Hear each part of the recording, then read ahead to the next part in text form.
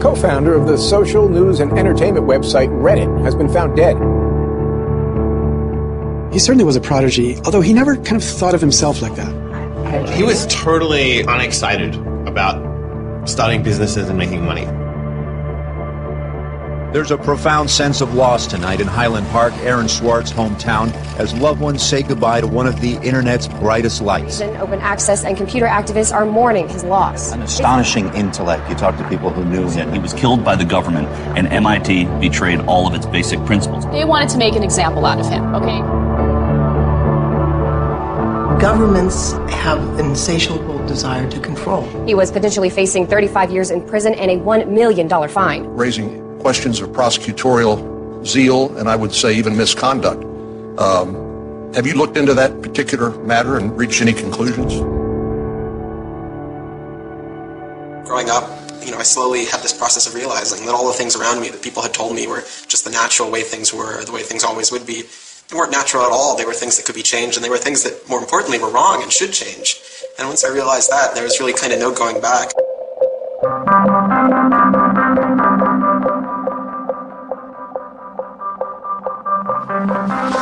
Welcome to Story Reading Time.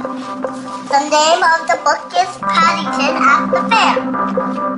Well, he was born in Highland Park and grew up here. Aaron came from a family of 3 brothers, all extraordinarily bright. So we were all, not the best behaved children and, 3 boys running around all the time, causing trouble. Hey, no. Aaron, what? But I've come to the realization Aaron learned how to learn at a very young age. 1, 2, 3, 4, 5, 6, 7, 8, 9, 10. Knock, knock. Who's there? Aaron. Aaron who? Aaron, funny man. He knew what he wanted, and he always wanted to do it. He always accomplished what he wanted. His curiosity was endless. Here's a little picture of what's a planet card. Each planet has a symbol. Mercury symbol, Venus symbol, Earth symbol, Mars symbol, Jupiter symbol. One day he said to Susan, "What's this free family entertainment in downtown Highland Park?" Free family entertainment downtown Highland Park. He was 3 at the time, and she said, "What are you talking about?" He said, "Look, it says here on the refrigerator, free family entertainment in downtown Highland Park." And so she was floored and astonished that he could read. It's called My Family Seder. The Seder night is different from all other nights. I remember once we were at the University of Chicago Library. I pulled a book off the shelf that was from 1900 and showed him and said, this is really just an extraordinary place. We all were curious children, but Aaron really liked learning and really liked teaching. And today we're going to learn the ABCs backwards. D-Y-S-W-B-U-T. I remember he came home from his first algebra class, and he was like, "Noah, let me teach you algebra." And I'm like, "What is algebra?" And he was always like that. Now you press the click button. There, now it's got that. Now it's in pink. When he was about 2 or 3 years old and Bob introduced him to computers, then he just took off like crazy on them. Go press that one to ABC. We all had computers, but Aaron really took to them, really took to the internet. Working at the computer? Mommy, why is nothing working? He started programming from a really young age. I remember the first program that I wrote with him was in BASIC, and it was a Star Wars trivia game. He sat down with me in the basement where the computer was for hours programming this game. The problem that I kept having with him is there was nothing that I wanted done. And to him, there was always something to do, always something that programming could solve. The way Aaron always saw it is that programming is magic, right? You can accomplish these things that normal humans can't. Aaron made an ATM using a Macintosh and a cardboard box. One year for Halloween, I didn't know what I wanted to be, and he thought it'd be really, really cool if I dressed up like his new favorite computer, which at the time was the original iMac. I mean, he hated dressing up for Halloween, but he loved convincing other people to dress up as things that he wanted to see. Aaron, stop. Guys, come on, look at the camera. He made this website called The Info, where people can just fill in information. Like, I'm sure someone out there knows all about gold leafing. Why don't they write about that on this website? And then other people could come at a later point and read that information and edit the information if they thought it was bad. Not too dissimilar from Wikipedia, right? And this was before Wikipedia had begun, and this was developed by a 12-year-old in his room by himself, running on, this tiny server using ancient technology. One of the teachers responds like, "This is a terrible idea. You can't just let anyone author the encyclopedia. The whole reason we have scholars is to write these books for us. How could you ever have such a terrible idea?" Me and my other brother would be like, "Oh, yeah, Wikipedia is cool, but we had that in our house 5 years ago." Aaron's website, theinfo.org, wins a school competition hosted by the Cambridge-based web design firm Ars Digita. We all went to Cambridge when he won the Ars Digita Prize, and we had no clue what Aaron was doing. It was obvious that the prize was really important. Aaron soon became involved with online programming communities, then in the process of shaping a new tool for the web. He comes up to me, it's like, "Ben, there's this really awesome thing that I'm working on. You need to hear about it." I'm like, "Yeah, what is it?" He says, "It's this thing called RSS." And he explains to me what RSS is. I'm like, why is that useful, Aaron? Is any site using it? Why would I want to use it? There was this mailing list for people who were working on RSS and XML more generally. And there was a person on it named Aaron Swartz who was competitive but very smart and who had lots of good ideas. And he didn't ever come to the face-to-face meetings. And they said, when are you going to come out to one of these face-to-face meetings? And he said, I don't think my mom would let me. I'm 14, I just turned 14. And so their first reaction was, well, this person, this colleague we've been working with all year, was 13 years old while we were working with him, and he's only 14 now. And their second reaction was, Christ, we really want to meet him. That's extraordinary. He was part of the committee that drafted RSS. What he was doing was to help build the plumbing for modern hypertext. And the piece that he was working on, RSS, was a tool that you can use to get summaries of things that are going on in other web pages. Most commonly, you would use this for a blog. You might have 10 or 20 people's blogs you want to read. You use their RSS feeds, these summaries of what's going on those other pages, to create a unified list of all the stuff that's going on. Aaron was really young, but he understood the technology and he saw that it was imperfect and looked for ways to help make it better.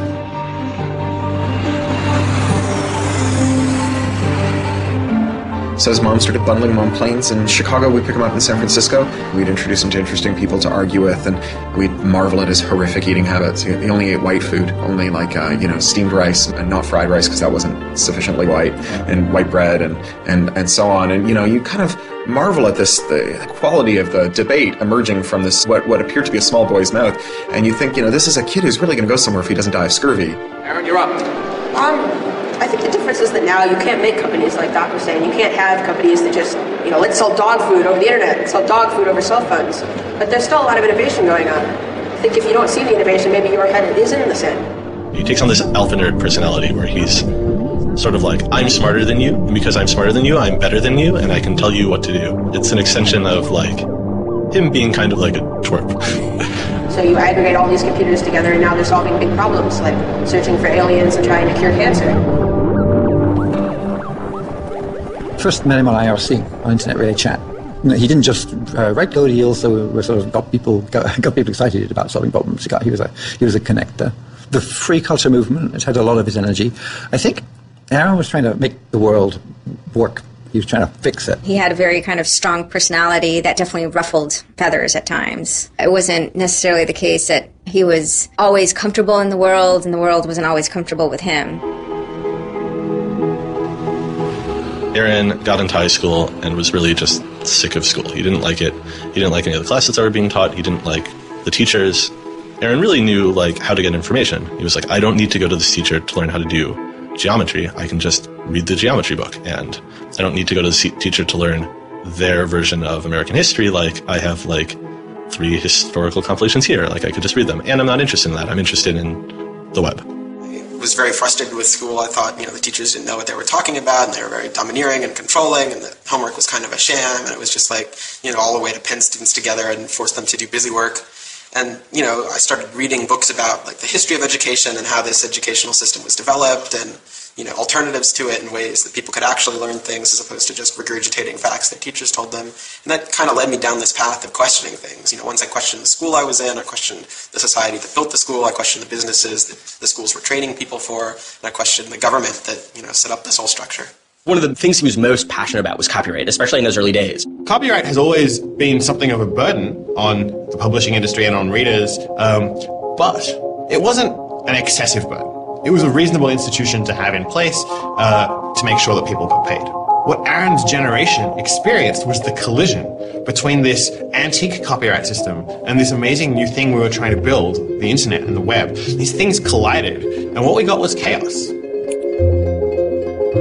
He then met Harvard law professor Lawrence Lessig, who was then challenging copyright law in the Supreme Court. A young Aaron Swartz flew to Washington to listen to the Supreme Court hearings. I am Aaron Swartz, and I'm here to listen to see the Eldred argument. Why did you fly out here from Chicago and come all this way to see the Eldred argument? That's a more difficult question. See the Eldred. Because I don't know. It's very exciting to see the Supreme Court, especially such a prestigious case as this one.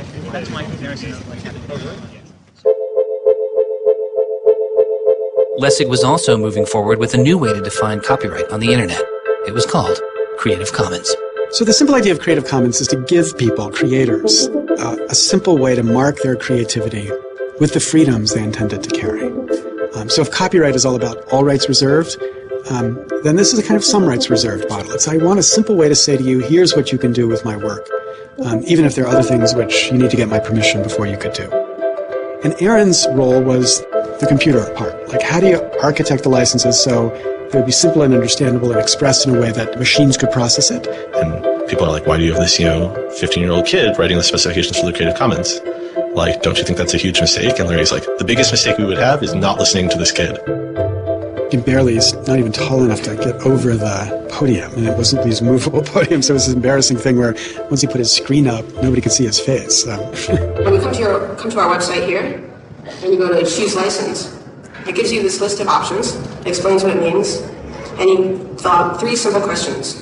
Do you want to require attribution? Do you want to allow commercial uses of your work? Do you want to allow modifications of your work? I was floored, just completely flabbergasted that these adults regarded him as an adult. And Aaron stood up there in front of a whole audience full of people and just started talking about the platform that he created for Creative Commons. And they were all listening to him. I was sitting at the back thinking, he's just a kid. Why are they listening to him? But they did. Well, I don't think I comprehended it fully. Though critics have said it does little to ensure artists get paid for their work, the success of Creative Commons has been enormous. Currently on the website Flickr alone, over 200 million people use some form of Creative Commons license. He contributed through his technical abilities, and yet it was not simply a technical matter to him. Aaron often wrote candidly in his personal blog. I think deeply about things, and I want others to do likewise. I work for ideas and learn from people. I don't like excluding people. I'm a perfectionist, but I won't let that get in the way of publication. Except for education and entertainment, I'm not going to waste my time on things that won't have an impact. I try to be friends with everyone, but I hate it when you don't take me seriously. I don't hold grudges. It's not productive, but I learn from my experience. I want to make the world a better place.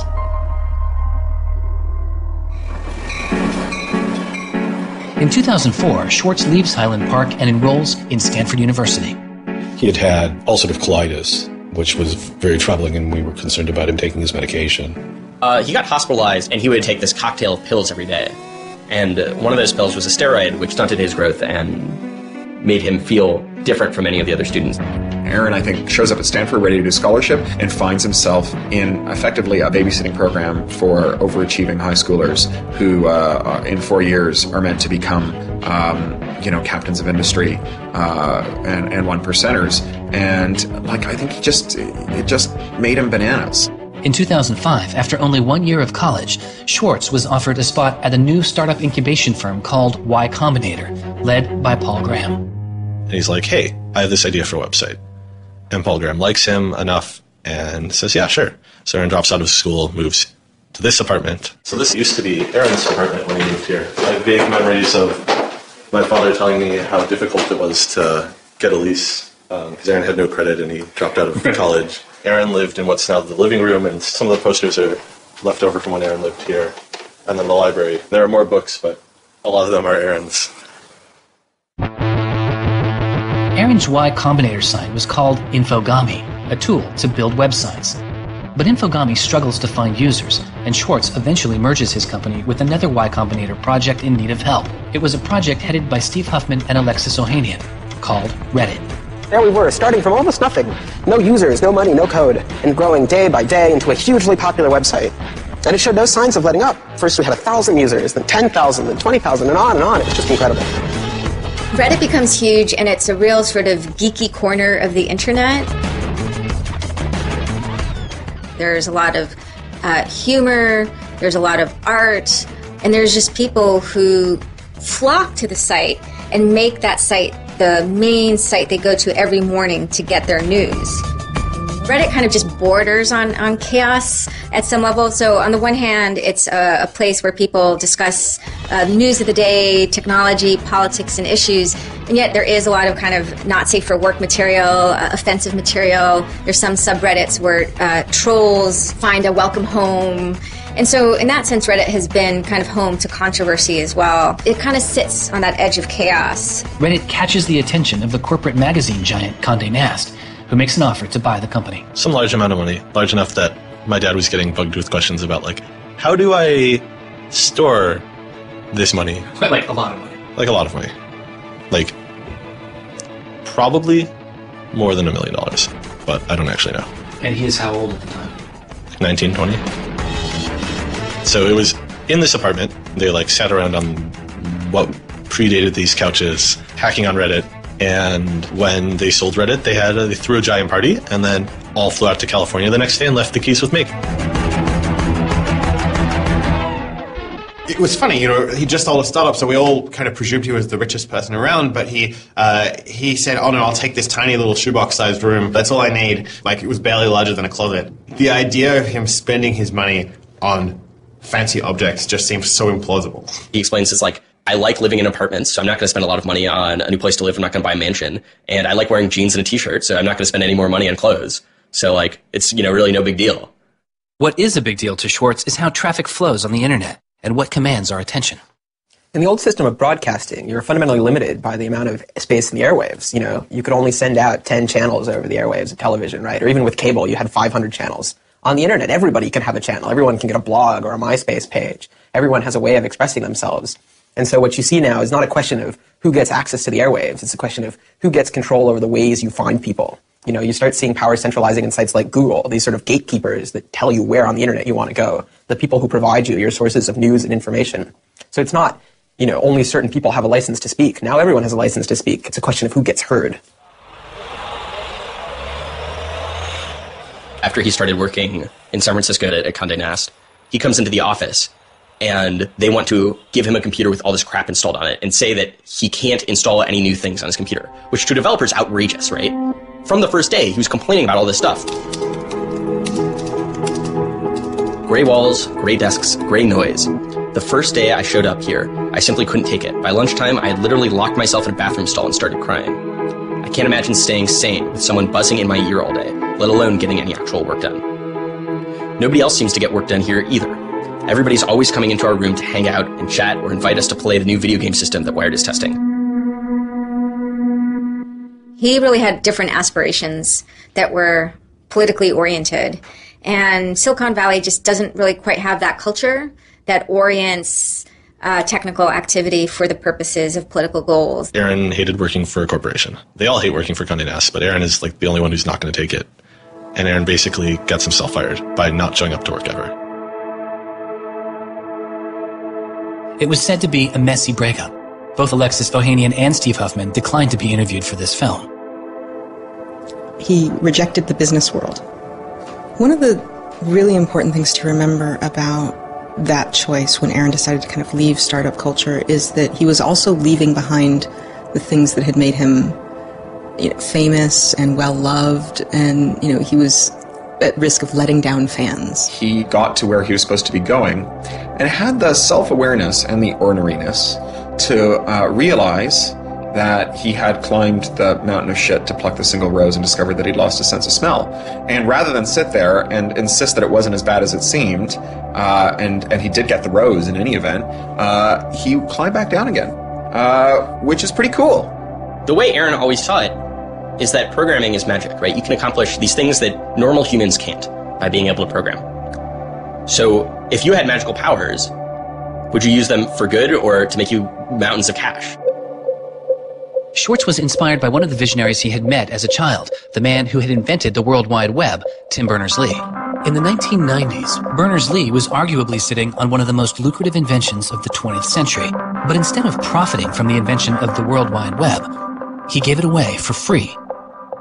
It is the only reason the World Wide Web exists today. Aaron is certainly deeply influenced by Tim. Tim is certainly a very prominent early internet genius who doesn't in any sense cash out. He's not at all interested in how he's going to figure out how to make $1 billion. People would have seen, there's money to be made there. So there would have been lots of little webs instead of one big one. And one little web and lots of little webs doesn't work because you can't follow links from one to the other. You had to have the critical mass for this thing was the entire planet. So it's not going to work unless the whole planet can get on board. I mean, I feel very strongly that it's not enough to just live in the world as it is, to just kind of take what you're given and, follow the things that adults told you to do and that, your parents told you to do and that society tells you to do.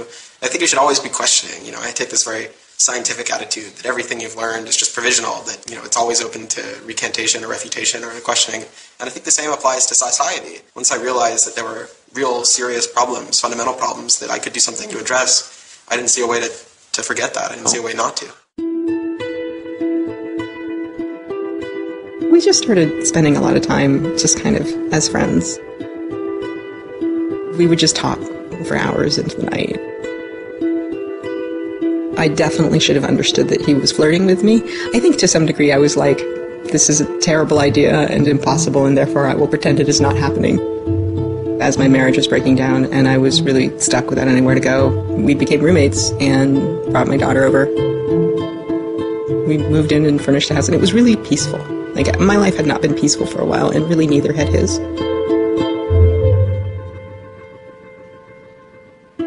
We were extremely close from the beginning of our romantic relationship. We were in constant contact. But we're both really difficult people to deal with. In a very Alan McBeal discussion, he confessed he had a theme song, and I made him play it for me. It was Extraordinary Machine by Fiona Apple. I think it was just that sense of kind of being a little bit embattled that the song has. And it also had like this hopefulness to it. By foot it's a slow climb, but I'm good at being uncomfortable, so I can't stop changing all the time. Because in many ways, Aaron was tremendously optimistic about life. Even when he didn't feel it, he could be tremendously optimistic about life. Extraordinary machine. What are you doing? Flickr has video now. Swartz threw his energy into a string of new projects involving access to public information, including an accountability website called watchdog.net and a project called the Open Library. So the Open Library project is a website that you can visit at openlibrary.org, and the idea is to be a huge wiki, an editable website with one page per book. So for every book ever published, we want to have a web page about it that combines all the information from publishers, from booksellers, from libraries, from readers, onto one site, and then gives you links where you can buy it, you can borrow it, or you can browse it. I love libraries. I'm the kind of person who goes to a new city and immediately seeks out the library. So that's the dream of Open Library, is building this website where both you can leap from book to book, from person to author, from subject to idea, go through this vast tree of knowledge that's been embedded and lost in big physical libraries that's hard to find, that's not very well accessible online, is really important because books are a cultural legacy. Books are the place people go to write things down, and to have all that swallowed up by one corporation is kind of scary. How can you bring public access to the public domain? It may sound obvious that you have public access to the public domain, but in fact it's not true. So the public domain should be free to all, but it's often locked up There's often, guard cages. It's like having a national park, but with a moat around it and gun turrets pointed out in case somebody might want to actually come and enjoy the public domain. One of the things Aaron was particularly interested in was bringing public access to the public domain. This is one of the things that got him into so much trouble. I had been trying to get access to federal court records in the United States. What I discovered was a puzzling system called PACER, which stands for Public Access to Court Electronic Records. I started Googling, and that's when I ran across Carl Malamud. Access to legal materials in the United States is a $10 billion per year business. PACER is just this incredible abomination of government service. It's 10 cents a page. It's this most brain-dead code you've ever seen. You can't search it. You can't bookmark anything. You got to have a credit card. And these are public records. It's U.S. district courts are very important. It's where a lot of our seminal litigation starts. Civil rights cases, patent cases, all sorts of stuff. And journalists and students and citizens and lawyers all need access to PACER, and it fights them every step of the way. People without means can't see the law as readily as people that have that gold American Express card. It's a poll tax on access to justice. The law is the operating system of our democracy, and you have to pay to see it. That's not much of a democracy. They make about $120 million a year on the PACER system, and it doesn't cost anything near that, according to their own records. In fact, it's illegal. The E-Government Act of 2002 states that the courts may charge only to the extent necessary in order to reimburse the costs of running PACER. As the founder of public.resource.org, Malamud wanted to protest the PACER charges. He started a program called the PACER Recycling Project, where people could upload PACER documents they had already paid for to a free database so others could use them. The PACER people were getting a lot of flack from Congress and others about public access. And so they put together this system. In 17 libraries across the country, there was free PACER access. That's one library every 22,000 square miles, I believe. So it wasn't really convenient. I encouraged volunteers to join the so-called Thumb Drive Corps and download docs from the public access libraries, upload them to the PACER recycling site. People take a thumb drive into one of these libraries and they download a bunch of documents and they send them to me. And nothing, it was just a joke. In fact, when you clicked on Thumb Drive Core, there was a Wizard of Oz, the Munchkins singing, so a little video clip came up. We represent the Lollipop Guild. But of course, I get this phone call from Steve Schultz and Aaron saying, gee, we'd like to join the Thumb Drive Corps. Around that time, I ran into Aaron at a conference. This is something that really has to be a collaboration between a lot of different people. So I approached him and I said, hey, I'm thinking about an intervention on the PACER problem. Schultz had already developed a program that could automatically download PACER documents from the trial libraries. Swartz wanted to take a look.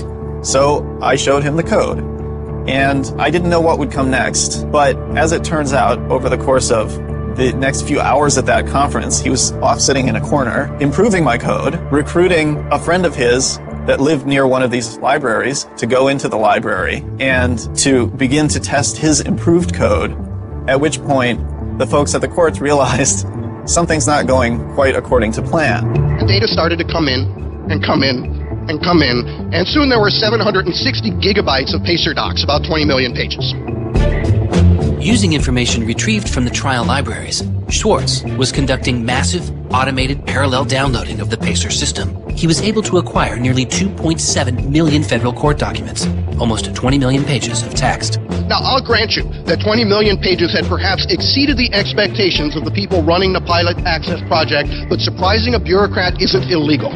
Aaron and Carl decided to go talk to the New York Times about what happened. They also caught the attention of the FBI, who began to stake out Schwartz's parents' house in Illinois.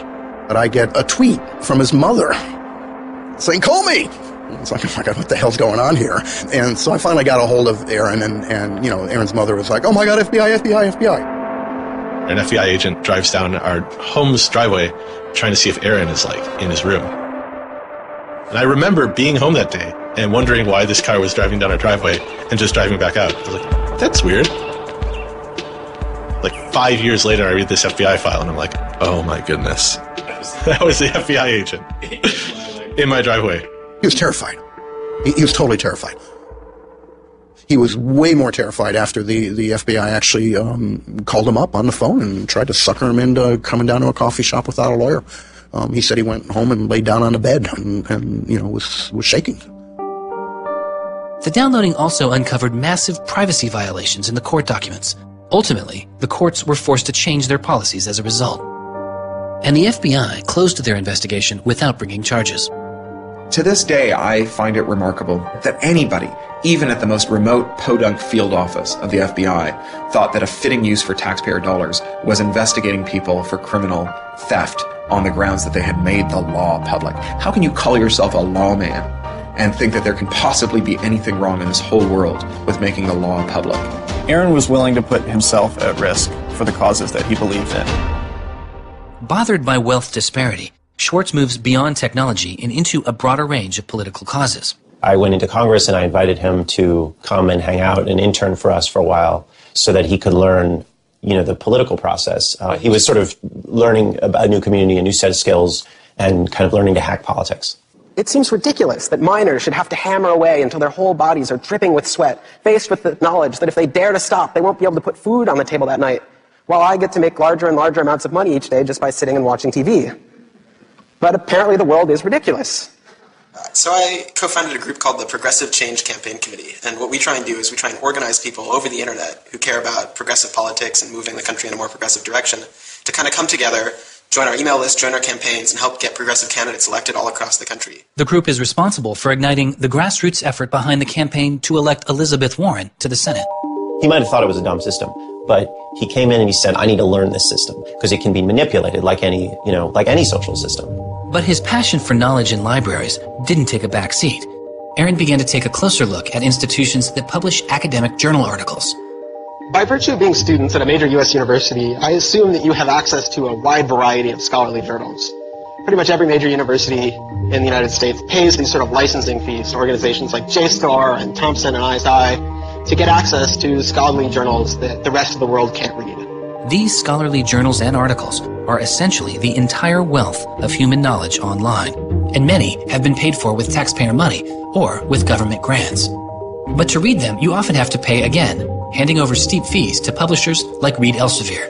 These licensing fees are so substantial that people who are studying in India instead of studying in the United States don't have this kind of access. They're locked out from all of these journals.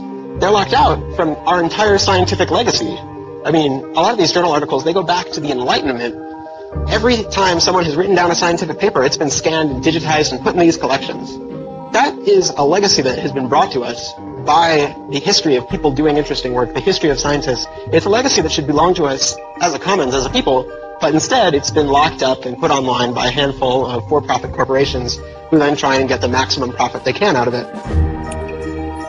So a researcher paid by the university or the people publishes a paper, and in the very, very last step of that process, after all the work is done, after all the original research is done, the thinking, the lab work, the analysis, after everything is done at that last stage, then the researcher has to hand over his or her copyright to this multi-billion-dollar company. And it's sick. It's an entire economy built on volunteer labor. And then the publishers sit at the very top and scrape off the cream. Talk about a scam. One publisher in Britain made a profit of $3 billion last year. I mean, what a racket. JSTOR is just a very, very small player in that story, but for some reason JSTOR is the player that Aaron decided to confront. He'd gone to some conference around open access and open publishing, and I don't know who the person from JSTOR was, but I think at some point Aaron asked the question, like, how much would it cost to open up JSTOR in perpetuity? And they gave I think it was $200 million, something that Aaron thought was totally ridiculous. Working on a fellowship at Harvard, he knew users on MIT's famously open and fast network Nextdoor had authorized access to the riches of JSTOR. Swartz saw an opportunity. You have a key to those gates. And with a little bit of shell script magic, you can get those journal articles. On September 24th, 2010, Swartz registered a newly purchased Acer laptop on the MIT network under the name Gary Host. The client name was registered as Ghost Laptop. He doesn't hack JSTOR in the traditional sense of hacking. The JSTOR database was organized, so it was completely trivial to figure out how you could download all the articles in JSTOR because it was basically numbered. It was basically, // number article 444,024. then 25, then 26. He read a Python script called keepgrabbing.py, which was like keep grabbing one article after another. The next day, Ghost Laptop begins grabbing articles, but soon the computer's IP address is blocked. For Swartz, it's barely a bump in the road. He quickly reassigns his computer's IP address and keeps downloading. Well, JSTOR and MIT take a number of steps to try to interfere with this when they notice that this is happening.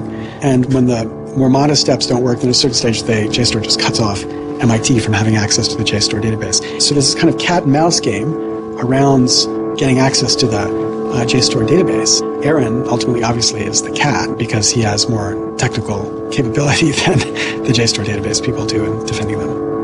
And eventually, there was an unlocked supply closet in the basement of one of the buildings. He went, instead of going through Wi-Fi, he went down there and he just plugged his computer directly into the network and just left it there with an external hard drive downloading these articles to the computer. Unknown to Swartz, his laptop and hard drive had been found by authorities. They didn't stop the downloads. Instead, they installed a surveillance camera. They found the computer in this room in the basement of an MIT building. They could have unplugged it. They could have waited for the guy to come back and said, dude, what are you doing? Cut it out. Who are you? And they could have done all that kind of stuff, but they didn't. What they wanted to do was film it to gather evidence to make a case. That's the only reason you film something like that. At first, the only person caught on the glitchy surveillance camera was using the closet as a place to store bottles and cans.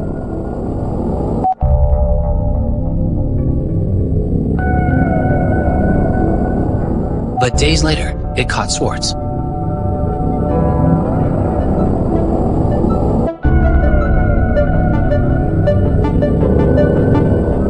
Swartz is replacing a hard drive.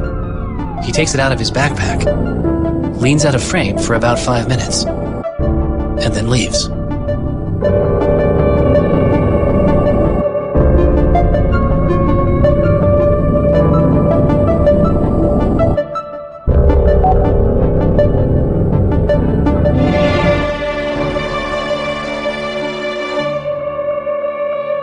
And then they organized a stakeout where as he was biking home from MIT, these cops came out from either side of the road or something like that and started going after him.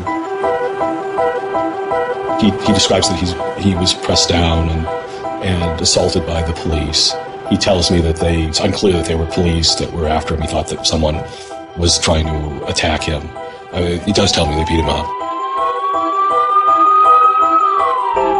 I was just devastated. The notion of any kind of criminal prosecution of anyone in our family or anything was so foreign and incomprehensible, I didn't know what to do. Well, they execute search warrants at Aaron's house, his apartment in Cambridge, and his office at Harvard. 2 days before the arrest, the investigation had gone beyond JSTOR and the local Cambridge police. It had been taken over by the United States Secret Service. The Secret Service began investigating computer and credit card fraud in 1984, but 6 weeks after the attack on 9/11, their role expanded. President Bush used the Patriot Act to establish a network of what they called electronic crimes task forces.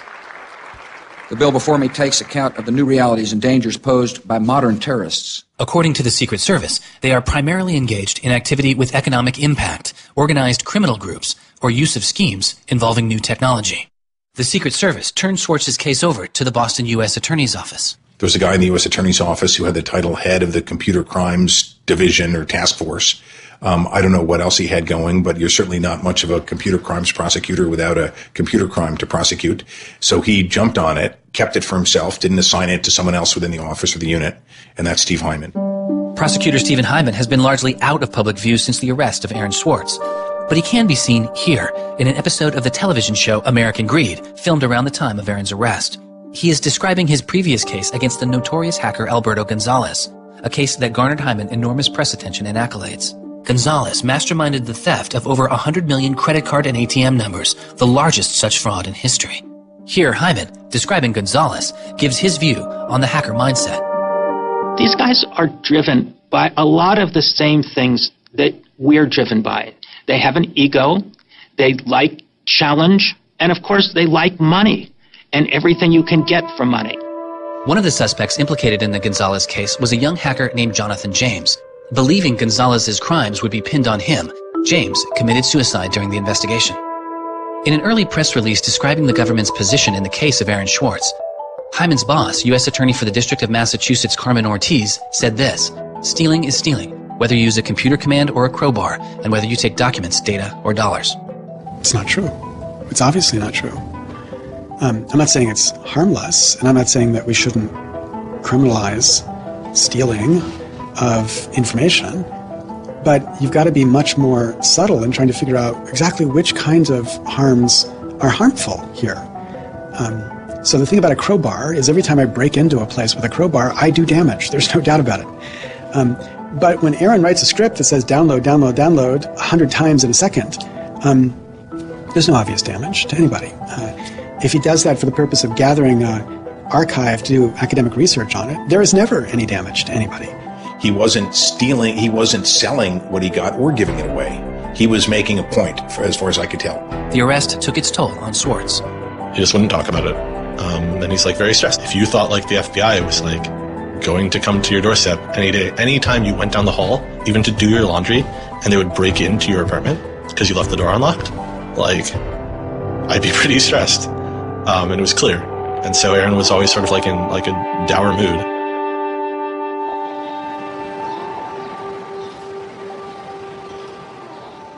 He wouldn't give off any sensitive information about his whereabouts during this time because he was so afraid that the FBI would be waiting for him. It was a time of unprecedented social and political activism. Time magazine would later name as their 2011 Person of the Year, the protester. There was a kind of hotbed of hacker activity going on. WikiLeaks had released a trove of diplomatic cables. Manning had been under arrest at the time. It was unknown whether he was the source of the leak. Anonymous, which is a kind of protest ensemble that has a lot of hackers in its ranks, were going on various sprees of sorts. If you compare that to what he did, his stuff should have been left behind for MIT and JSTOR to deal with in a kind of private, professional manner. It should have never gotten the attention of the criminal system. It just didn't belong there.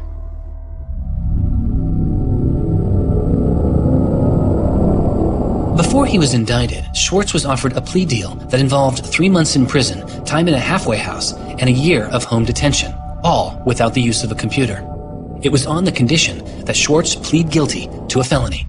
Here we are. We have no discovery, no evidence whatsoever about what the government's case is, and we have to make this immense decision where the lawyer is pushing you to do this, the government is giving you a non-negotiable demand, and you're told that your likelihood of prevailing is small, so whether you're guilty or not, you're better off taking the deal.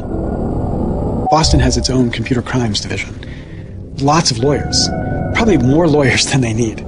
So, you can imagine all sorts of cases where it would be really hard to prosecute because you've got some criminals in Russia, or you've got some people inside of a corporation that are going to have $500 lawyers or $700 an hour lawyers sitting down against you. And then you've got this case with this kid, which is pretty easy to prove that he did something, and he's already marked himself as a troublemaker with the FBI, so why not go as tough as you can in here against that guy? It's good for you, the prosecutor, it's good for the Republic because you're fighting all those terrorist types. I was so scared. I was so scared of having my computer seized. I was so scared of going to jail because of my computer being seized. I had confidential material from sources from my previous work on my laptop.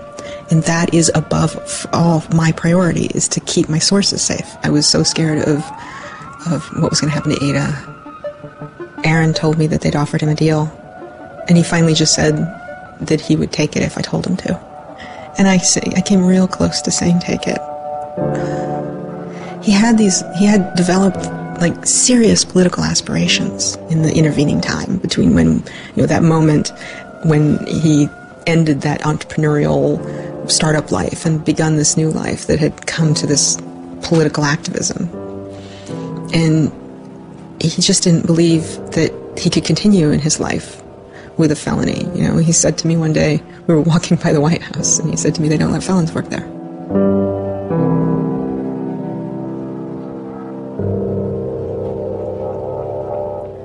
And he really wanted that to be his life. He hadn't killed anybody. He hadn't hurt anybody. He hadn't, like, stolen money. He hadn't done anything that seemed felony worthy, right? And there is this idea that, like, there's no reason that he should be labeled a felon and taken away his right to vote in many states for doing what he did. Like, that's just outrageous. Like, it makes sense for him to be, you know, maybe fined a bunch of money or, you know, asked not to come back to MIT again. But, like, to be a felon? To face jail time? Swartz turned down the plea deal. Hyman redoubled his efforts. Hyman continued to press us at all levels. Even with the physical evidence seized from Aaron's Acer computer, hard drive, and USB drive, the prosecutors needed evidence of his motives.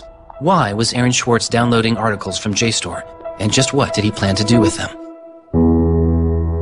The government claims that he was planning to publish these. We don't really know whether that was his real intention, because Aaron also had a history of doing projects where he'd analyze giant data sets of articles in order to learn interesting things about them. The best evidence for that was that when he was at Stanford, he also downloaded the whole Westlaw legal database. In a project with Stanford law students, Swartz had downloaded the Westlaw legal database. He uncovered troubling connections between funders of legal research and favorable results. He did this amazing analysis of for-profit companies giving money to law professors who wrote law review articles which were then beneficial to, like, Exxon during an oil spill, right? So it was a very corrupt system of funding, you know, vanity research. Swartz had never released the Westlaw documents. In theory, he could have been doing the same thing about the JSTOR database. That would have been completely okay. If he were, on the other hand, intending to create a competitive service to JSTOR, like we're going to set up our own, you know, access to the Harvard Law Review and charge, you know, money for it, then, you know, okay, now it seems like criminal violation because you're commercially trying to exploit this material, but it's kind of crazy to imagine that's what he was doing. So, but then there's the middle case. Well, what if he was just trying to liberate it for all of the developing world? But depending on what he was doing, it creates a very different character to how the law should be thinking about it. The government was prosecuting him as if this was like a commercial criminal violation, like stealing a whole bunch of credit card records. It was that kind of crime. I don't know what he was going to do with that database, but I heard from a friend of his that Aaron had told him he was going to analyze the data for evidence of corporate funding of climate change research that led to biased results. And I totally believe that. I was just told that Steve wanted to talk to me. And I thought, maybe this is a way I could get out of this. Just exit the situation. And I didn't want to live in fear of having my computer seized. I didn't want to live in fear of having to go to jail on a contempt of court charge if they tried to compel me to decrypt my computer. When they came to me and said, you know, Steve wants to talk to you, that seemed reasonable. They offered Norton what is known as a Queen for a Day letter, or a proffer. It allowed prosecutors to ask questions about Aaron's case. Norton would be given immunity from prosecution herself for any information she revealed during the meeting. I didn't like it. I told my lawyers repeatedly that this seemed fishy. I didn't like this. I didn't want immunity. I didn't need immunity. I hadn't done anything. But they were really, really stringent that they did not want me meeting the prosecutor without immunity. But just to be clear, this is a Queen for a Day deal, a proffer. Right, a proffer letter. In which you basically handed information over to them in exchange for protection from prosecution. So it wasn't handing information over. It was, at least that's not how I saw it. It was just having a discussion, having an interview with them. Well, they're asking you questions. They're asking me questions. They can ask about whatever they want. Right. And whatever they learn, right, and I repeatedly tried to go in naked. I repeatedly tried to turn down the proffer letter. I was ill. I was being pressured by my lawyers. I was confused. I was not doing well by this point. I was depressed and I was scared and I didn't understand the situation I was in. I had no idea why I was in this situation. I hadn't done anything interesting, much less wrong. We went out of our minds. Aaron was clearly very distraught about it. We were very distraught about it. Aaron's attorneys were very distraught about it. We tried to get Quinn to change attorneys. I was very unused to being in a room with large men, well-armed, that are continually telling me I'm lying and that I must have done something. I told them that this thing that they were prosecuting wasn't a crime. I told them that they were on the wrong side of history. I used that phrase. I said, you're on the wrong side of history. And they looked bored. They didn't even look angry. They just looked bored. And it began to occur to me that we weren't having the same conversation. I mean, I told them plenty of things about, you know, why people would download journal articles. And eventually, I don't remember what was around it. I mentioned that he'd done this blog post, the Guerrilla Open Access Manifesto. This is the Guerrilla Open Access Manifesto, supposedly written in July 2008 in Italy. Information is power, but like all power, there are those who want to keep it for themselves. The world's entire scientific and cultural heritage, published over centuries in books and journals, is increasingly being digitized and locked up by a handful of private corporations. Meanwhile, those who have been locked out are not standing idly by. You've been sneaking through holes and climbing over fences, liberating the information locked up by the publishers and sharing them with your friends. But all this action goes on in the dark, hidden underground. It's called stealing or piracy, as if sharing a wealth of knowledge were the moral equivalent of plundering a ship and murdering its crew. But sharing isn't immoral, it's a moral imperative. Only those blinded by greed would refuse to let a friend make a copy. There's no justice in following unjust laws. It's time to come into the light and, in the grand tradition of civil disobedience, declare our opposition to this private theft of public culture. The manifesto itself was allegedly written by 4 different people, and also edited by Norton. But it was Swartz who had signed his name to it. When it's over, I go immediately to Aaron and tell him everything I can remember about it. And he gets very angry. The things that I'd done shouldn't have added up that way. I hadn't done anything wrong, and everything had gone wrong. But I was never...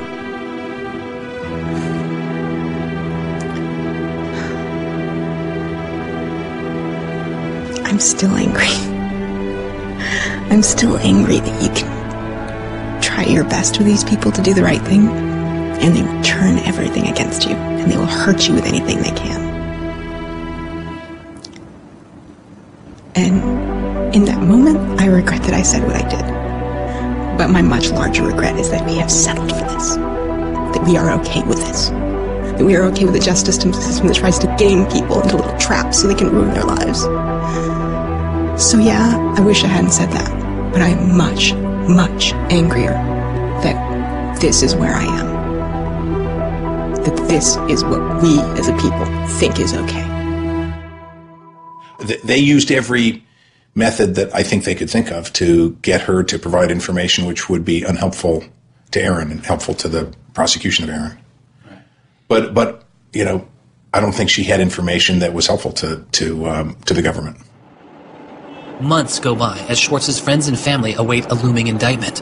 In the meantime, Swartz was becoming a go-to expert on a series of internet issues. To you then, do you think that the internet is something that should be considered a human right and something that the government cannot take away from you? Yes, definitely. I mean, this notion that national security is an excuse to shut down the internet, that's exactly what we heard in Egypt and Syria and all these other countries. And so, yeah, it's true. Sites like WikiLeaks are going to be putting up some embarrassing material about what the U.S. government does, and people are going to be organizing to protest about it and try and change their government. You know, and that's a good thing. That's what all these First Amendment rights of free expression, of freedom of association are all about. And so the notion that we should try and shut those down, I think, just goes against very basic American principles. The principle, I think, is one that our founding fathers would have understood. If the internet had been around back then, instead of putting post offices in the Constitution, they would have put ISPs. Well, it's definitely interesting to see how... Swartz meets activist Terence Steinbrückner Kaufman, and the two begin to date. We need a massive global public outcry. If there's no massive global public outcry, it won't create any change. You know, 4 people in this city should cause a massive global public outcry.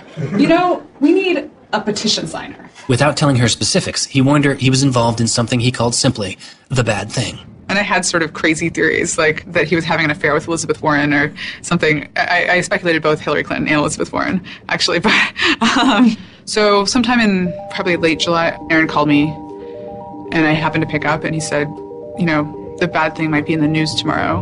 Do you want me to tell you, or do you want to read about it in the news? And I said, well, I want you to tell me. And he said, well, I've been arrested for downloading too many academic journal articles, and they want to make an example out of me. And I was like, that's it? That's the big fuss? Really? Like, this doesn't sound like a very big deal. On July 14th, 2011, federal prosecutors indict Swartz on 4 felony counts.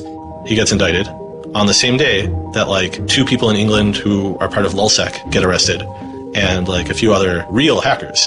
And Aaron is just, like, someone who kind of looks like a hacker, enough that they can, like, you know, put his head on a stake and, like, put it on the gates. Aaron went to surrender, and they arrested him. They then strip searched him, took away his shoelaces, took away his belt, and left him in solitary confinement. The District of Massachusetts United States Attorney's Office released a statement saying Swartz faces up to 35 years in prison to be followed by 3 years of supervised release, restitution, forfeiture, and a fine of up to $1 million. He is released on $100,000 bail. The same day, the primary victim in the case, JSTOR, formally drops all charges against Swartz and declines to pursue the case. JSTOR, they weren't our friends, they weren't helpful or friendly to us, but they also were just kind of like, we're not part of this. JSTOR and their parent company, Ithaca, also sidestepped requests to talk with this film. But at the time, they released a statement saying it was the government's decision whether to prosecute, not JSTOR's.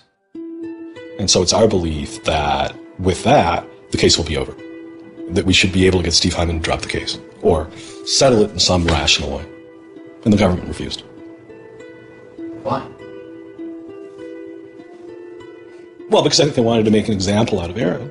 And they said they wanted to, the reason why they wouldn't move on requiring a felony conviction and jail time was that they wanted to use this case as a case of for deterrence. They told us that. They told you that? Yes. This was going to be an example? Yes. He was going to be an example? Yes. Steve Hyman said that. Deterring who? Like, there's other people out there running around logging onto JSTOR and downloading the articles to make a political statement. I mean, who are they deterring? It would be easier to understand the Obama administration's posture of supposedly being for deterrence if this was an administration that, for instance, prosecuted arguably the biggest economic crime that this country has seen in the last 100 years, the crimes that were committed that led to the financial crisis on Wall Street.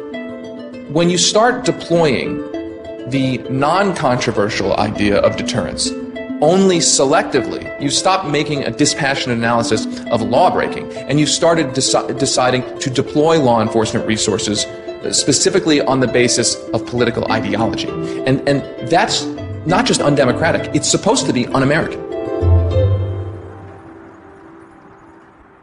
Prosecutor Stephen Hyman later reportedly told MIT's outside counsel that the straw that broke the camel's back was a press release sent out by an organization Swartz founded called Demand Progress. According to the MIT account, Hyman reacted to the short statement of support, calling it a wild internet campaign and a foolish move that moved the case from a human one-on-one level to an institutional level. That was a poisonous combination. A prosecutor who didn't want to lose face, who had a political career in the offing maybe and didn't want to have this come back and haunt them. You spent how many tax dollars arresting someone for taking too many books out of the library and they got your ass handed to you in court? No way. I then moved to try to put pressure on MIT in various ways to get them to go to the government and request the government to stop the prosecution.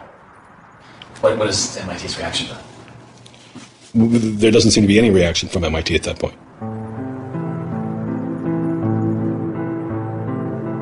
MIT doesn't defend Aaron, which to people inside of the MIT community seems outrageous because MIT is a place that encourages hacking in the biggest sense of the word. At MIT, the idea of going and running around on roofs and tunnels that you weren't allowed to be in was not only a rite of passage, it was part of the MIT tour. And lockpicking was a winter course at MIT. They had the moral authority to stop it in its tracks. MIT never stood up and took a position of saying to the feds, don't do this. We don't want you to do this. You're overreacting. This is too strong, that I'm aware of. They acted kind of like any corporation would. They helped the government. They didn't help us unless they felt they had to, and they never tried to stop it.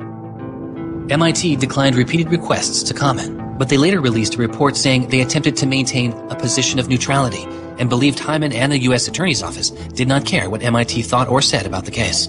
MIT's behavior seemed really at odds with the MIT ethos, right? You could argue that MIT turned a blind eye and that was okay for them to do. But taking that stance, taking that neutral stance in and of itself was taking a pro-prosecutor stance. If you look at Steve Jobs and Steve Wozniak, they started by selling a blue box, which was a thing designed to defraud the phone company. If you look at Bill Gates and Paul Allen, they initially started their business by using computer time at Harvard, which was pretty clearly against the rules. The difference between Aaron and the people I just mentioned is that Aaron wanted to make the world a better place. He didn't just want to make money. Swartz continues to be outspoken on a variety of internet issues. You know, the reason the internet works is because of the competitive marketplace of ideas. And what we need to be focusing on is getting more information about our government, more accessibility, more discussion, more debate. But instead, it seems like what Congress is focused on is shutting things down. Aaron thought he could change the world just by explaining the world very clearly to people. Flame can literally control your computer and make it spy on you. Welcome, Aaron. Good to have you back on the show here. You know, just like spies used to in olden days, but microphones and tap what people were saying, now they're using computers to do the same things. Swartz's political activity continues, his attention turning to a bill moving through Congress designed to curb online piracy. It was called SOPA. Activists like Peter Eckersley saw it as an enormous overreach, threatening the technical integrity of the internet itself. And one of the first things I did was to call Aaron. I said, can we do a big online campaign against this? This isn't a bill about copyright. It's not? No, he said. It's a bill about the freedom to connect. Now I was listening. And he thought about it for a while and then said yes. And he went and founded Demand Progress.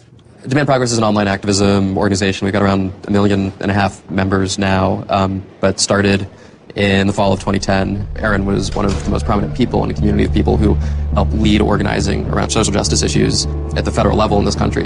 SOPA was the bill that was intended to curtail online piracy of music and movies, but what it did was basically take a sledgehammer to a problem that needed a scalpel. If passed, the law would allow a company to cut off finances to entire websites without due process, or even to force Google to exclude their links. All they needed was a single claim of copyright infringement. It pitted the titans of traditional media against a new and now far more sophisticated remix culture. It makes everyone who runs a website into a policeman. And if they don't do their job of making sure nobody on their site uses it for anything that's even potentially illegal, the entire site can get shut down without even so much as a trial. This was over the top. I mean, this was a catastrophe. This bill poses a serious threat to speech and civil liberties for all who use the internet. There were only a handful of us who said, look, we're not for piracy either, but it makes no sense to destroy the architecture of the internet, the domain name system, and so much that makes it free and open in the name of fighting piracy. And Aaron got that right away. The freedoms guaranteed in our Constitution, the freedoms our country had been built on, would be suddenly deleted. New technology, instead of bringing us greater freedom, would have snuffed out fundamental rights we'd always taken for granted. And I realized that day, talking to Peter, that I couldn't let that happen. When SOPA was introduced in October 2011, it was considered inevitable. Our strategy when it first came out was to hopefully slow the bill down, maybe weaken it a little bit, but even we didn't think that we would be able to stop this bill. Having worked in Washington, what you learn is that typically in Washington, the legislative fights are fights between different sets of corporate moneyed interests. They're all duking it out to pass legislation. And the fights that are the closest are when you have one set of corporate interests against another set of corporate interests, and they're financially equally matched in terms of campaign contributions and lobbying. Those are the closest ones. The ones that aren't even fights, typically, are ones where all the money is on one side, all the corporations are on one side, and it's just millions of people on the other side. I haven't seen anything like PIPA and SOPA in all my time in public service. There were more than 40 United States senators on that bill as co-sponsors. So there were already a long, long way to getting the 60 votes to have it clear all the procedural hoops. Even I began to doubt myself. It was a rough period. Swartz and Demand Progress were able to marshal enormous support, using traditional outreach combined with commonly used voice-over IP to make it very easy for people to call Congress. I've never met anybody else who was able to operate at his level, both on the technological side and on the campaign strategy side. Millions of people contacted Congress and signed anti-SOPA petitions. Congress was caught off guard. There was just something about watching those clueless members of Congress debate the bill, watching them insist they could regulate the internet and a bunch of nerds couldn't possibly stop them. I am not a nerd. I'm just not enough of a nerd. Maybe we ought to ask some nerds what this thing really does. Let's have a hearing, bring in the nerds. Really? Nerds? You know, I think actually the word you're looking for is experts. To enlighten you so your laws don't backfire, break the internet. We use the term geek, but we're allowed to use that because we are geeks. The fact that it got as far as it did without them talking to any technical experts reflects the fact that there is a problem in this town. I'm looking for somebody to come before this body and testify in a hearing and say, this is why they're wrong. There used to be an office that provided science and technology advice, and members could go to them and say, help me understand XYZ. And Gingrich killed it. He said it was a waste of money. Ever since then, Congress has plunged into the dark ages. I don't think anybody really thought that SOPA could be beaten, including Aaron. I think it was worth trying, but it didn't seem winnable. And I remember maybe a few months later, I remember him just turning to me and being like, I think we might win this. And I was like, that would be amazing. Calls to Congress continue. When the domain hosting site GoDaddy becomes a supporter of the bill, tens of thousands of users transferred their domain names in protest. Within a week, a humbled GoDaddy reverses their position on SOPA. When the Congress people that supported the record and movie industries realized that there was this backlash, they kind of scaled the bill back a little bit. You could see the curve happening. You could see that our arguments were starting to resonate. It was like Aaron had been striking a match and it was being blown out. Striking another one was being blown out. And finally he managed to catch enough kindling that the flame actually caught, and then turned into this roaring blaze. On January 16th, 2012, the White House issued a statement saying they didn't support the bill. And then this happened. I'm a big believer that we should be dealing with issues of piracy, and we should deal with them in a serious way. But this bill is not the right bill. When Jimmy Wales put his support towards blacking out Wikipedia, the number 5 most popular website in the world. This is a website that's on several % of all of the clicks on anywhere on the internet. Wikipedia went black. Reddit went black. Craigslist went black. Phone lines on Capitol Hill flat out melted. Members of Congress started rushing to issue statements retracting their support for the bill that they were promoting just a couple days ago. Within 24 hours, the number of opponents of SOPA in Congress went from this to this. To see congressmen and senators slowly flip sides throughout the day of the blackout was pretty unbelievable. There was like a 100 representative swing. And that was when, as hard as it was for me to believe, after all this, we had won. The thing that everyone said was impossible, that some of the biggest companies in the world had written off as kind of a pipe dream, had happened. We did it. We won. This is a historic week in internet politics, maybe American politics. The thing that we heard from people in Washington, D.C., from staffers on Capitol Hill was they received more emails and more phone calls on Super Blackout Day than they'd ever received about anything. I think that was an extremely exciting moment. This was the moment when the internet had grown up politically. It was exhilarating because it's hard to believe it actually happened. It's hard to believe a bill with so much financial power behind it didn't simply sail through the Congress. And not only did it not sail through, it didn't pass at all. It's easy sometimes to feel like you're powerless, like when you come out in the streets and you march and you yell and nobody hears you. But I'm here to tell you today, you are powerful. So yeah, maybe sometimes you feel like you're not being listened to, but I'm here to tell you that you are. You are being listened to. You are making a difference. You can stop this bill if you don't stop fighting. Stop PIPA. Stop SOPA. Some of the biggest internet companies, to put it frankly, would benefit from a world in which their little competitors could get censored. We can't let that happen. For him, it was more important to be sure that you made a small change than to play a small part in a big change. But SOPA was like playing a major part in a major change. And so for him, it was kind of this proof of concept, like, okay, what I want to do with my life is change the world. I think about it in this really scientific way of like, I'm measuring my impact. And this shows that it's possible, right? That the thing that I want to do with my life is possible. I have proved that I can do it, that I, Aaron Swartz, can change the world. For a guy who never really thought he had done much, which was Aaron, it was one of the few moments where you could really see that he felt like he had done something good. Feeling like here is his maybe one and only victory lap. Everyone said there was no way we could stop SOPA. We stopped it. This is 3 outrageously good victories, and the year isn't even over yet. I mean, if there's a time to be positive, it's now. He wins at SOPA a year after he's arrested. It's not unambiguously happy moments. There's a lot going on. He's so attuned towards participating in the political process, you can't stop him. The list of organizations Swartz founded or co-founded is enormous. And years before Edward Snowden would expose widespread internet surveillance, Swartz was already concerned. It is shocking to think that the accountability is so lax that they don't even have sort of basic statistics about how big the spying program is. And if the answer is, oh, we're spying on so many people we can't possibly even count them, then that's an awful lot of people, right? It would be one thing if they said, look, we know the number of telephones we're spying on, we don't know exactly how many real people that corresponds to, but they just came back and said we can't give you a number at all. That's pretty, it's scary is what it is. Well, that's scary. They put incredible pressure on him and took away his, all of the money he had made. They, threatened to take away his physical freedom. Why'd they do it? Why are they going after whistleblowers? Why are they going after people who tell the truth about all sorts of things? From the banks to the, to war, to just sort of government transparency. So secrecy serves those who are already in power. And we are living in an era of secrecy that coincides with an era where the government is doing also a lot of things that are probably illegal and unconstitutional.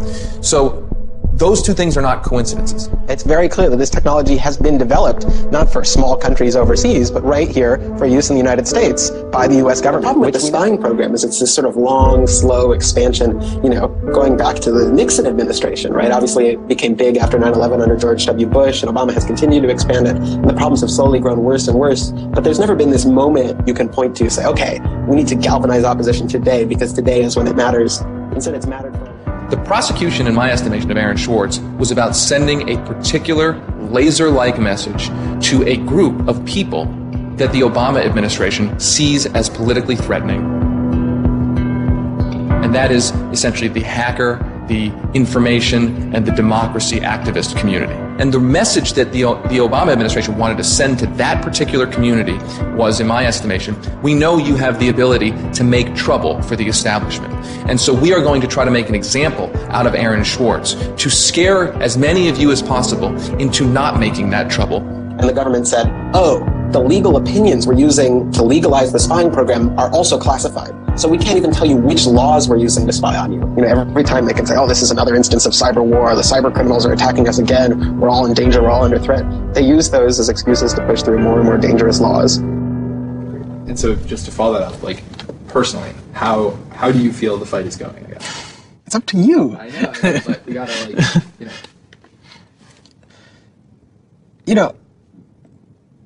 There's sort of these two polarizing perspectives, right? Everything is great. The internet has created all this freedom and liberty and everything's going to be fantastic. Or everything is terrible. The internet has created all these tools for cracking down and spying and, controlling what we say.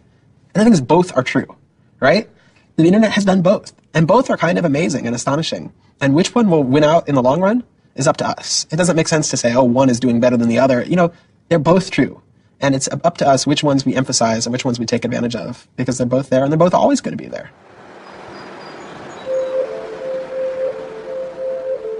On September 12, 2012, federal prosecutors filed a superseding indictment against Swartz, adding additional counts of wire fraud, unauthorized access to a computer, and computer fraud. Now, instead of 4 felony counts, Swartz was facing 13. The prosecution's leverage had dramatically increased, as did Swartz's potential jail time and fines. They filed a separate indictment to add more charges, and they had a theory about why this conduct constituted a number of federal crimes, and that a very significant sentence could attach to it under the law. That theory, and much of the prosecution's case against Swartz, involved a law created originally in 1986. It is called the Computer Fraud and Abuse Act. The Computer Fraud and Abuse Act was inspired by the movie War Games with Matthew Broderick, which is a great movie. I have you now. In this movie, a kid gets the ability through the magic of computer networks to, launch a nuclear attack. That's not actually possible, and it certainly wasn't possible in the 80s, but apparently this movie scared Congress enough to pass the original Computer Fraud and Abuse Act. This is a law that's just behind the times. For example, that penalizes terms of service kinds of arrangements. You can have something like eHarmony or Match.com, and somebody sort of inflates their own personal characteristics, and all of a sudden, depending on the jurisdiction and the prosecutors, they could be in a whole host of troubles. We all know what terms of use are. Most people don't read them, but not abiding by their terms could mean you are committing a felony. The website terms of service often say things like, be nice to each other, or don't do anything that's improper. The idea that the criminal law has anything to say about these kinds of violations, I think strikes most people as crazy. The examples get even more crazy. Until it was changed in March of 2013, the terms of use on the website of Hearst's 17 magazine said you had to be 18 in order to read it. would say that the way the CFA has been interpreted by the Justice Department, we are probably all breaking the law. Vague and prone to misuse, the CFAA has become a one-size-fits-all hammer for a wide range of computer-related disputes. Though not the only factor in his case, 11 of the 13 charges against Swartz involved the Computer Fraud and Abuse Act. The question why hangs over much of the story of Aaron Swartz. Just what was motivating the government, and what would their case have been? The Department of Justice declined requests for answers, but Professor Oren Kerr is a former prosecutor who has studied the case.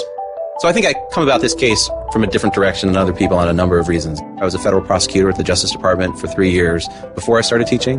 The government came forward with an indictment based on what crimes they thought were committed, just as a purely lawyers matter, looking at the precedents, looking at the statute, looking at the history, looking at the cases that are out there so far. I think it was a fair indictment based on that. You can debate whether they should have charged this case. There's just a lot of disagreement. Some people are on the open access side, some people are not. I think the government took Swartz's guerrilla open access manifesto very seriously. And I think they saw him as somebody who was committed as a moral imperative to breaking the law to overcome a law that Swartz saw as unjust. And in a democracy, if you think a law is unjust, there are ways of changing that law. There's going to Congress, as Swartz did so masterfully with SOPA. Or you can violate that law in a way to try to nullify that law. And I think what was driving the prosecution was the sense that Swartz was committed not just to breaking the law, but to really making sure that law was nullified, that everyone would have access to the database in a way that you couldn't put the toothpaste back into the tube. It would be done, and Swartz's side would win. There's a big disagreement in society as to whether that is an unjust law, and ultimately that's a decision for the American people to make, working through Congress. And then the second problem is I think we're still trying to figure out what's the line between less serious offenses and more serious offenses. We're now entering this different environment of computers and computer misuse, and we don't yet have a really strong sense of exactly what these lines are, so we're just working that out. This is a poor use of prosecutorial discretion. The hammer that the Justice Department has to scare people with just gets bigger and bigger and bigger. And so most people just, you can't roll the dice with your life like that. Should we tap somebody's phone? Should we film them? Should we turn somebody and get them to testify against these other people? That's how federal agents and prosecutors think. They build cases. They make cases. Swartz was caught in the gears of a brutal criminal justice system that could not turn back. A machine that has made America the country with the highest rate of incarceration in the world. We have in this country allowed ourselves to be captured by the politics of fear and anger. And anything we're afraid of, like the future of the internet and access, and anything we're angry about instinctively creates a criminal justice intervention. And we've used jail, prison, and punishment to resolve a whole host of problems that historically were never seen as criminal justice problems. The impulse to threaten, indict, prosecute, which is part of what has created this debate and controversy over online access and information on the internet, is very consistent with what we've seen in other areas. The one difference is that the people who are usually targeted and victimized by these kinds of criminal and carceral responses are typically poor and minority.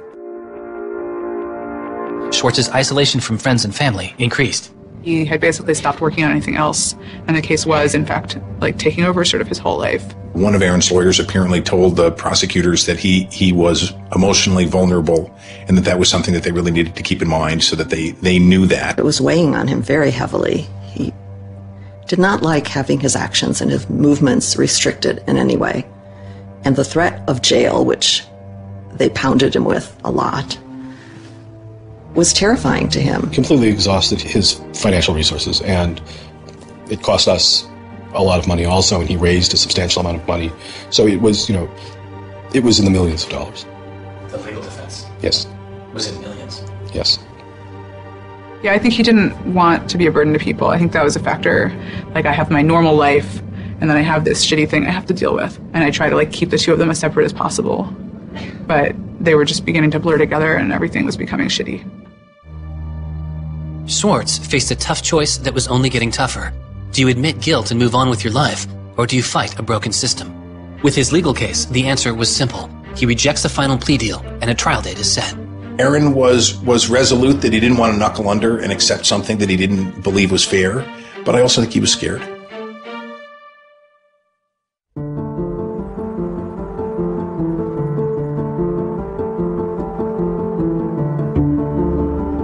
I don't think they would have convicted Aaron. I think we would have walked him out of that courthouse, and I would have given him a big hug, and we would have walked across that little river in Boston and gone and had a couple of beers.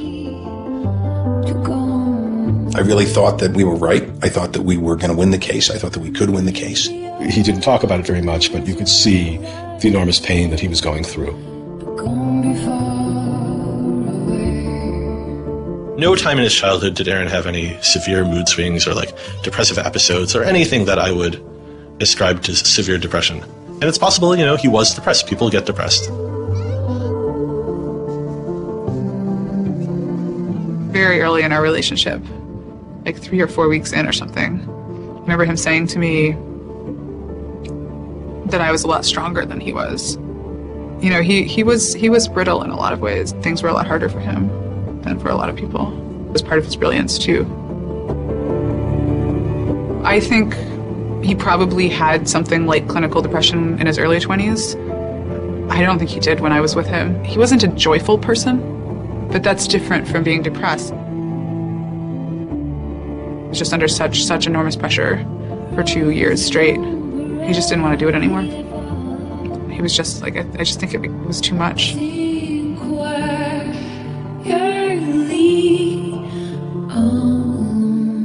I got a phone call late at night. I could tell something was wrong, and then I called and I realized what had happened. A co-founder of the social news and entertainment website Reddit has been found dead. Police say 26-year-old Aaron Swartz killed himself yesterday in his Brooklyn apartment. I just thought, we've lost one of the most creative minds of our generation. It was like the whole world fell apart in that moment.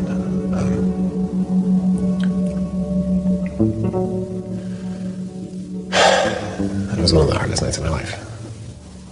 As I kept screaming, I can't hear you. What did you say? I can't hear you. I can't. That's it.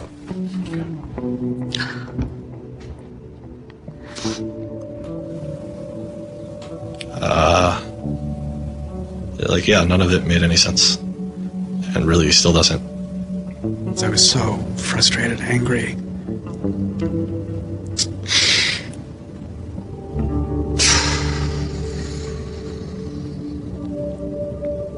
You know, I tried to explain it to my kids. My 3-year-old told me that the doctors would fix him.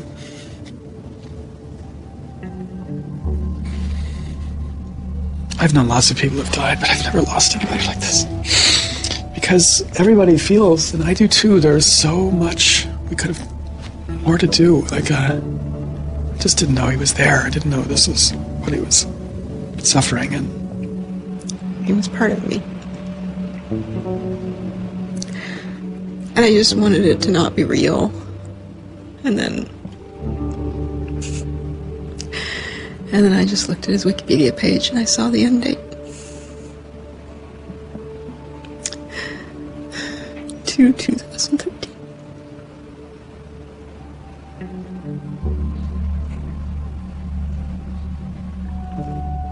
Aaron is dead. Wanderers in this crazy world, we have lost a mentor, a wise elder. Hackers for right, we are one down. We've lost one of our own. Nurturers, carers, listeners, feeders, parents, all, we have lost a child. Let us all weep.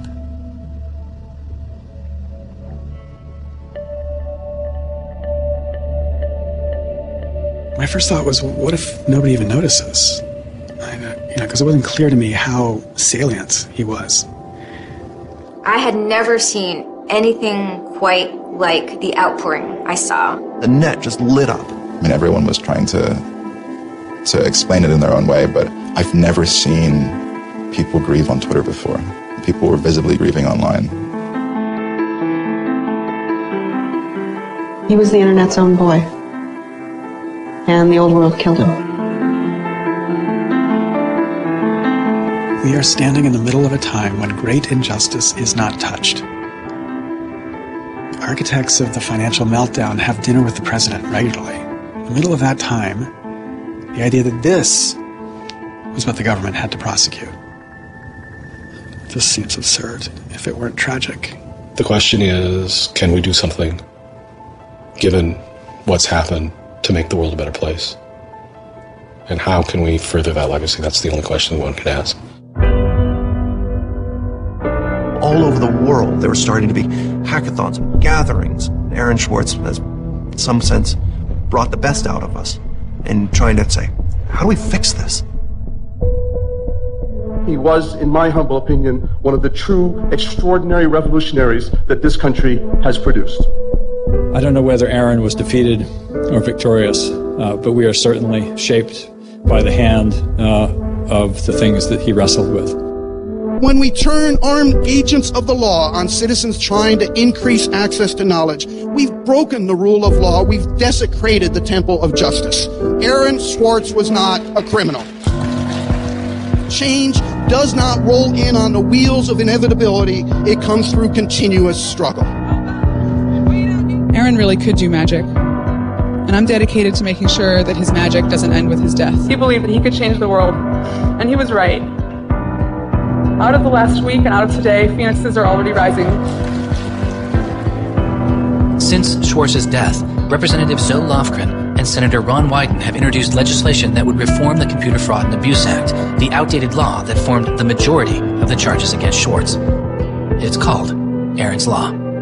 Aaron believed that, you literally ought to be asking yourself all of the time, what is the most important thing I could be working on in the world right now? And if you're not working on that, why aren't you?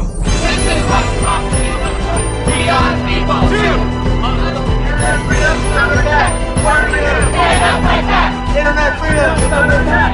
What do we do? Hey, hey!